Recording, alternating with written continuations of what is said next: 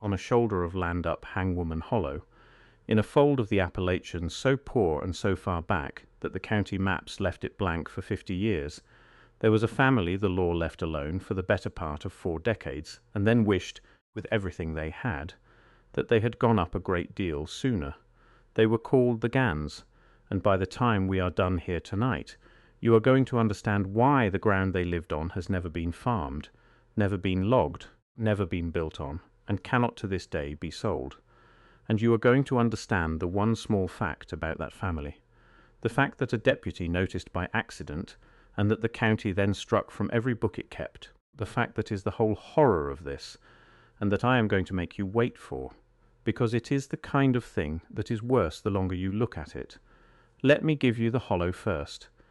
Hangwoman Hollow got its name honestly, the way places in that country got their names, from a thing that happened there before anyone kept records, and the name was already old when the Gans came up it. It was a deep, dark, north-facing cut in the mountains, timber on both walls, a branch of black water running down the middle of it, and one road, if you could call it a road, a rutted track that went up the hollow and did not come out the other end because there was no other end. The hollow was a dead end. It went up, and it stopped against the bald face of the mountain, and the only reason to go up it was to reach the people who lived at the top of it, and after a while the only people who lived at the top of it were the Gans, and after a while longer there was no reason anyone could think of to go up Hangwoman Hollow at all. The Gans came up it sometime in the 1850s.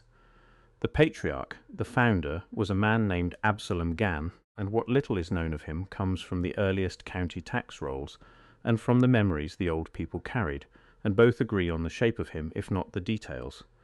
He was a hard, closed, unsmiling man, of a religion that was his own, and no one else's, a set of beliefs he had brought up the hollow with him, and had never once explained to a living soul outside his own blood. He had a wife, and he had children, and he settled at the top of Hangwoman Hollow, because it was land no one else wanted, and because being wanted by no one was, for Gann, the entire point. He did not come up the mountain to be part of the county. He came up the mountain to get away from it, to build at the top of a dead-end hollow, a world with its own rules, its own church of one family, its own law, and its own long memory. And for a while the county was happy enough to let him, a family that pays its small tax and keeps to itself, and troubles no one is a family a poor county is glad not to think about. And so for years the Gans were simply a name on a tax roll, up a hollow no one visited, and no one thought about them at all. The first sign that something was wrong up Hangwoman Hollow was the kind of thing that is easy to explain away one at a time, which is exactly why it went on so long. People who went up the hollow did not always come back down. Not often, not in a way that anyone could point to. But over the years there was a pattern, if you were the kind of person who set things side by side, and almost no one is. A peddler, working his way through the back country with a wagon of pins and cloth and tin, would go up Hangwoman Hollow, because a family that far back was a family that hadn't bought needles in a year, and sometimes that peddler would simply not be seen again, and when someone asked after him weeks later, the answer was always the same easy answer. The back country is wide, and a travelling man travels on, and who is to say he went up that hollow at all, and who is to say he didn't just move along to the next county the way travelling men do? A tax assessor went up in a dry autumn to settle a question about the Gans acreage, and came back down white and quiet, and turned in his position within the month, and would not say why, and that was put down to the man's nerves, because he had always been a nervous sort. A young circuit preacher, full of fire, went up Hangwoman Hollow to bring the gospel to a family that plainly had none, because the whole county knew the Gans kept no church, and buried their own dead in their own ground without so much as a hymn, and that young preacher came back down 3 days later a decade older in the face, and he did not stay in that county either, and the one thing he said before he left, the one thing anyone remembered, was that whatever was being worshipped up the top of Hangwoman Hollow, it was not God, and it had been up there a long time, and it was patient, and the Gans were not its congregation. They were its livestock, that is a strong word from a preacher, and the county did not know what to do with it, and so it did what counties do. It decided the young man was overwrought, and it stopped sending anyone up Hangwoman Hollow, and it told itself that this was out of respect for a private family's wish to be left alone. When the truth nobody said, was that the county had begun, without admitting it, to be afraid of the Gans, and that being afraid of them, it found it easier to forget them. And here is the thing that should have been noticed, and was not for 40 years, because it was the kind of thing you only notice if you go up the hollow, and no one went up the hollow. The graves. On the slope above the Gann homestead, on the shoulder of the hill that caught the last of the evening light, there was a burying ground, and it grew. Year over year, decade over decade, the number of graves on that hillside increased. There were, by the end, more graves on that hill than the whole recorded Gann family could possibly account for. More graves than there had ever been Gans to fill them, and not one of those deaths had ever been reported to the county. A family that far back buries its own, and no one expects a death certificate from the top of Hangwoman Hollow.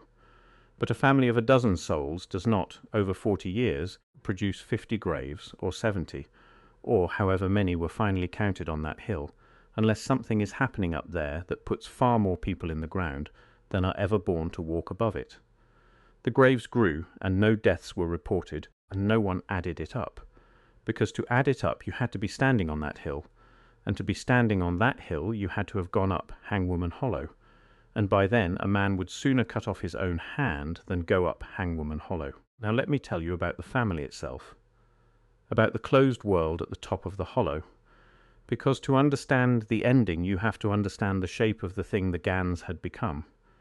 They married in. That was the first and the plainest of it, and the least of it, though it is the part the county would later find easiest to say aloud, because it was a sin with a name. Absalom Gann's children married Absalom Gann's children, and their children married each other, and the bloodline turned in on itself, up that hollow the way a whirlpool turns in on itself, tighter and tighter, until the people who came out of it were marked by it in the face, in the frame, in the way they moved, and the way they did not speak. Travellers who saw the younger Gans in the rare years the family came down to the store described them the way you would describe something you did not want to describe, and looked away from, and did not sleep well after. But the marrying in, the sin with a name, is not the horror. It is only the door the horror came in through.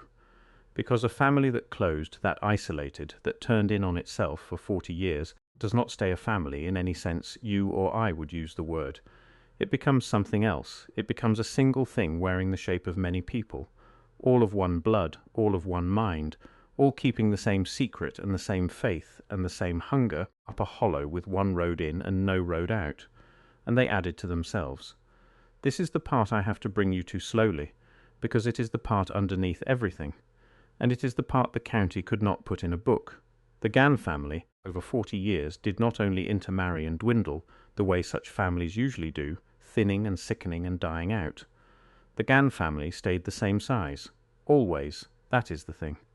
Every time the county had reason to note them, every rare census that bothered with the back country, every tax count, every account from the few who saw them, the number was the same. There were always, give or take, the same dozen or so Gans at the top of Hangwoman Hollow. For 40 years.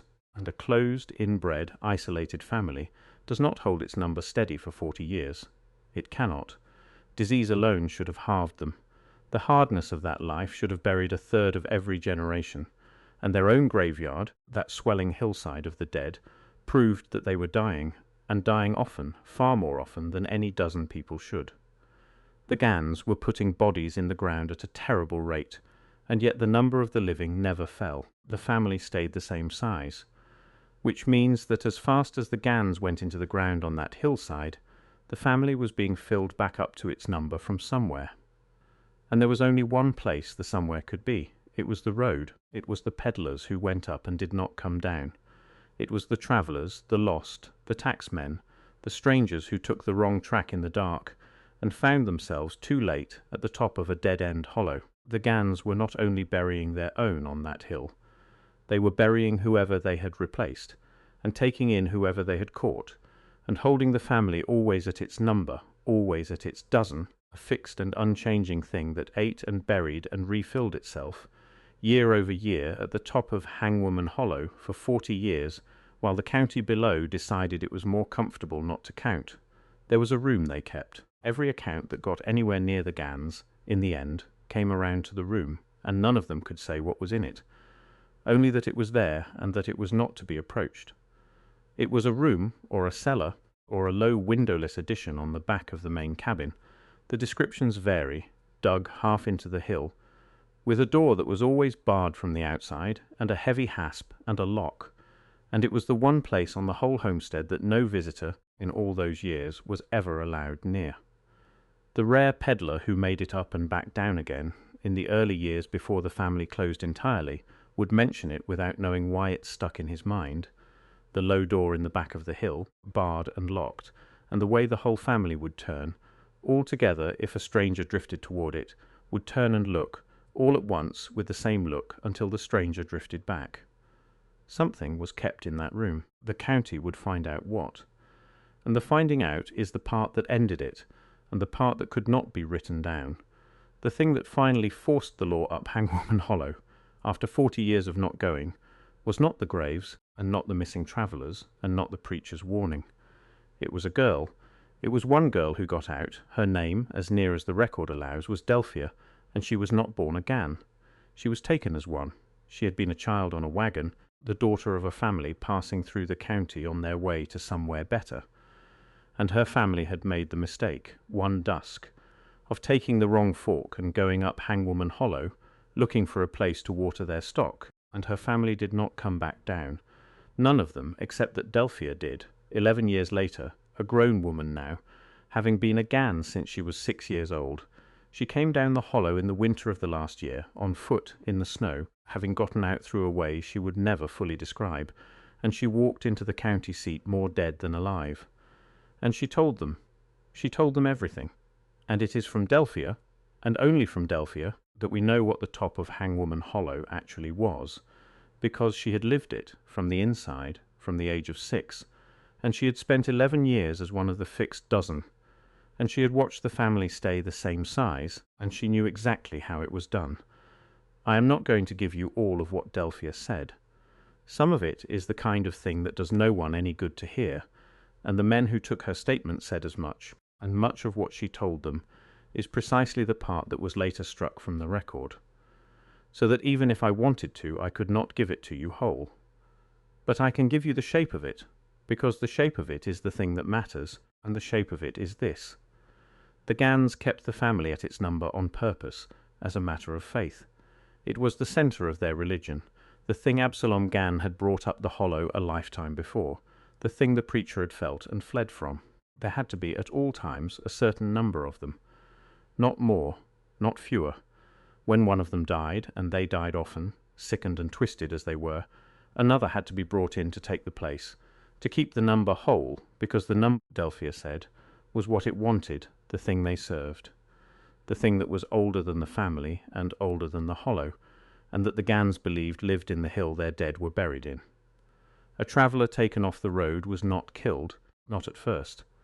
A traveller taken off the road was made into a Gann, given the name of the one they had replaced, given that one's place at the table, that one's chores, that one's bed, that one's history, until the taken traveller was, in the awful bookkeeping of that family, no longer a stranger who had been caught, but the very person who had died, continued, refilled, the same Gann as before, wearing a new face. That was how the family stayed the same size. That was how the graveyard grew, while the number of the living held.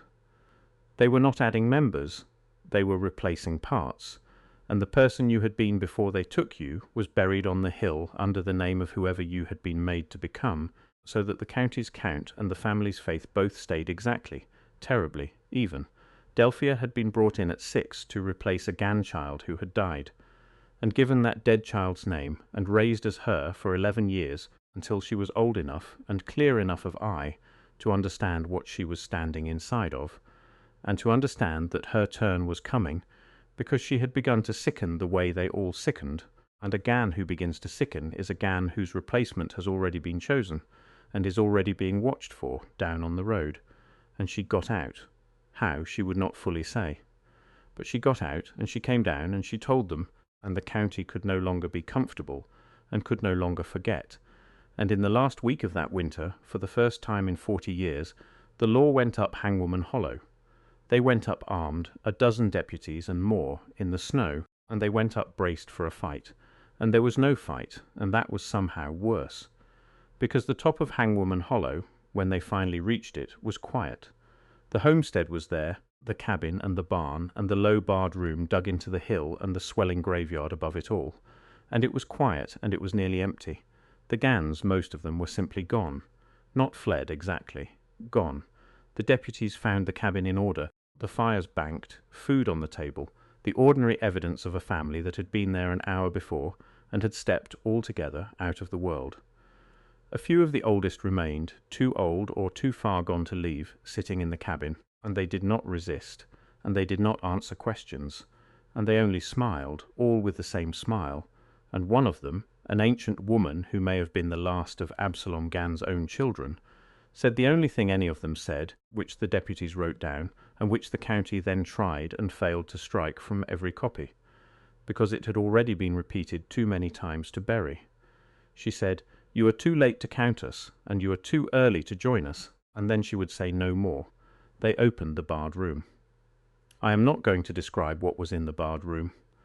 The men who opened it did not fully describe it either, and the parts of their account that touched on it are the parts most heavily struck from what survives, whole lines and paragraphs blacked out or torn away by whatever hand in the county decided the world did not need them. What survives is only the aftermath of the men who saw it, 2 of whom left the county within the year, and 1 of whom, it is recorded, never worked again. What survives is that it was the room where the replacing was done, where a court traveller was kept and worked upon and made into a Gann, and that the process was neither quick nor kind, and that the room had been in use continuously for 40 years, and that there was in it evidence of every soul who had ever gone up Hangwoman Hollow and not come down, kept, arranged, catalogued almost, the way a patient thing keeps a record of a long and faithful work. That is as far as I will take you into the room. The county took the deputy's own advice and did not put the rest on paper, and where they tried, later hands tore it out, and I think, reading what little is left, that they were right to. They went up the hill last, to the graveyard, and they counted the graves, and the count is one of the few hard numbers that survive, and I will not give it to you either, except to say that it was many times the number of Gans who had ever been recorded as living, and that when they began, in the days after, to open some of those graves, to try to put names to the dead, they found that they could not, because the dead in the Gann graveyard did not match the names carved over them. A grave marked with the name of a Gann who had died as an old man held the bones of a young one. A grave marked as a Gann child held a grown stranger. The names on the stones were the family's names, the fixed dozen repeated over and over down the years, but the bodies beneath them were the bodies of everyone the family had ever been. Every traveller, every peddler, every replaced soul, filed under the borrowed name of whoever they had been made to become. 40 years of a family that never changed its number, and here at last was where the arithmetic was kept, on a hillside, under the wrong names, and there was no untangling it, no giving those people back their own faces or their own graves, and in the end the county did the only thing it could think to do, which was to leave them, to close the hollow, to let the hill keep its wrong-named dead and its terrible even number, and to put it all out of the books, and to hope that time would do what the law could not, and make Hangwoman Hollow a place that no one had any reason to remember. The homestead was never occupied again. The land was seized for the unpaid back taxes of a family that no longer existed on paper, and it was put up for sale, and it has been for sale, in one form or another, for 100 years, and no one has ever bought it, and the few who have gone up to look at it have come back down and not bought it. And the ground up the top of Hangwoman Hollow has never been farmed, never been logged, never been built on. The graveyard is still there, under the brush, with its many stones and its wrong names. The low room dug into the hill is still there, or its cellar hole is, filling slowly with leaves, and the thing the deputies could not account for, the thing that has kept me turning this over ever since I first read the little that survives, is the count, because when the law finally went up Hangwoman Hollow, most of the Gans were gone. Not dead, not buried on the hill, gone out of a dead-end hollow with one road, in that the deputies were coming up, gone altogether in the last hour before the law arrived, and never found, never accounted for, Not that winter, and not any winter since. A dozen people, give or take, minus the few old ones left smiling in the cabin, gone. And a family that had held itself at the same number for 40 years, that had made a faith of never letting the number fall, does not simply scatter and die out. It keeps its number. It goes somewhere, and it finds its faces, and it stays whole. And so the only questions I will leave you with are the ones the county could not answer and would not print, and they are worse questions than any monster, because they are questions about arithmetic, and arithmetic does not stop. If a family can hold itself at a fixed number for 40 years by taking travellers off a road and making them into itself, then the family does not end when the law comes up the hollow. It only moves. It only finds another road, another dead end, another place too poor and too far back to be counted, and it begins again, and it holds its number, and it fills the empty places from whoever takes the wrong fork in the dark. The Gans are not on any map. Their hollow is closed, and their graves are wrong named, and their land cannot be sold.